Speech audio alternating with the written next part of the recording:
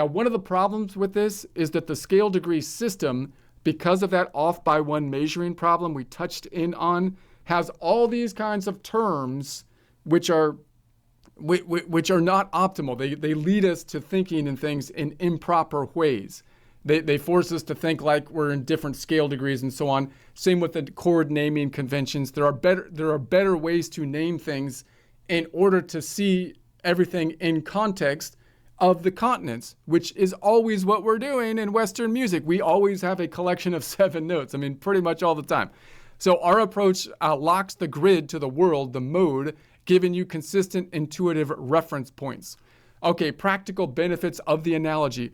Anchors understanding. Modes are landmarks, making navigation easier. So you want to see basically the locations on the map.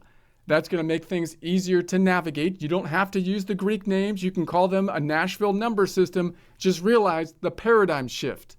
The Nashville number system, permanent modal system, permanent numbers, is more sophisticated.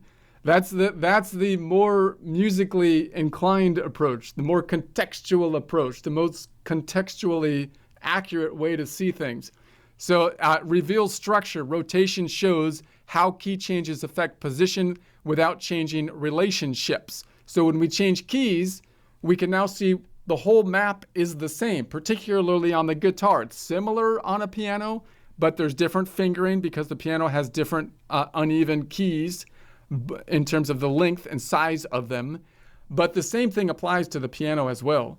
So encourages modal thinking. No need to rename one each time you shift your center. We'll talk about why that happens. It's because of the naming convention that happened because they measured things incorrectly with the scale degrees, which messes us up a lot of ways, right? It's like having the foundation of your naming convention named by some, someone that really that didn't really think it out, right? So now we have a language system that's built on a foundation that's not quite right, which leads us, when we start building on a foundation, it doesn't seem like a big deal, but when you build on it, it leads you to thinking things that aren't actually correct. So we have to understand that so we can think about things the most optimal way.